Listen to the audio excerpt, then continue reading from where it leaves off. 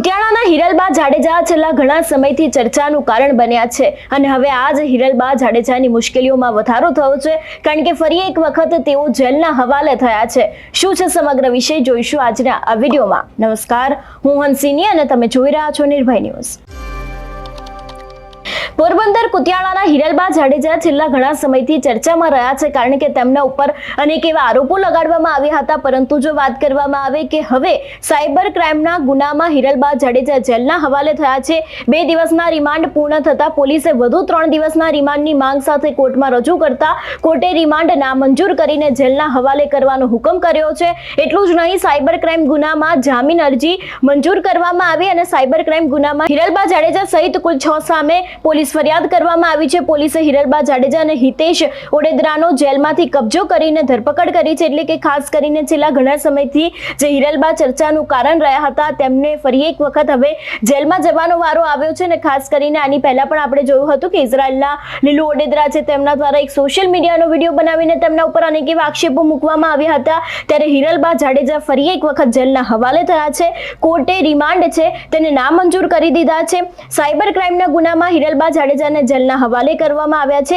2 દિવસના રિમાન્ડ પૂર્ણ થતા પોલીસે કોર્ટમાં હાજર કર્યા હતા અને કોર્ટે વધુ રિમાન્ડ નામંજૂર કરી જેલના હવાલે કરવાનો હુકમ કર્યો છે।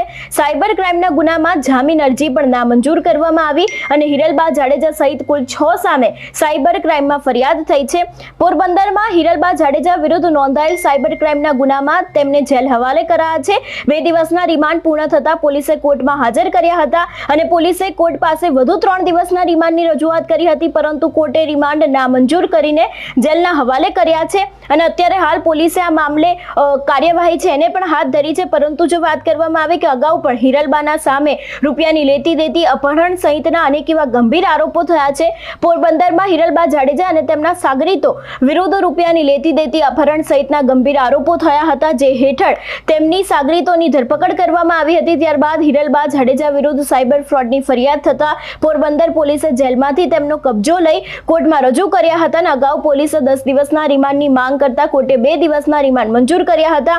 જોકે હવે એ જ 2 દિવસના રિમાન્ડ પૂર્ણ થતા પોલીસે હિરલબાને કોર્ટમાં રજૂ કર્યા હતા અને વધુ 3 દિવસના રિમાન્ડની માંગ કરી હતી। જોકે કોર્ટે રિમાન્ડની માંગ મંજૂર ન કરી હતી ને જેલના હવાલે કરવાનો હુકમ કર્યો હતો।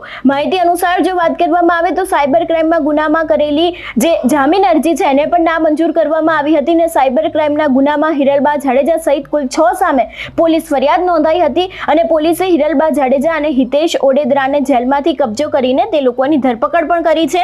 એટલે કે છેલ્લા ઘણા દિવસથી જે હિરલબા જાડેજા ચર્ચાનું કારણ રહ્યા હતા અને હવે આ જ વાતમાં એક નવો વળાંક આવ્યો છે કે કોર્ટ દ્વારા જે સાયબર ક્રાઇમનો ગુનો હતો એ જ વાતને લઈને તેમની ધરપકડ કરવામાં આવી છે અને ખાસ કરીને જે રિમાન્ડ માંગવામાં આવ્યા હતા સૌથી પહેલા 2 દિવસના હતા ને એ પછી જ્યારે પોલીસે તેમને કોર્ટમાં રજૂ કર્યા અને રિમાન્ડની માંગ કરવામાં આવી હતી ત્યારે તે માંગને પણ નામંજૂર કરી દેવામાં આવી છે। એટલે આના ઉપરથી ખાસ હવે એવું લાગી રહ્યું છે કે હિરલબા જાડેજાની મુશ્કેલીઓ છે એમાં દિવસે ને દિવસે વધારો થઈ રહ્યો છે।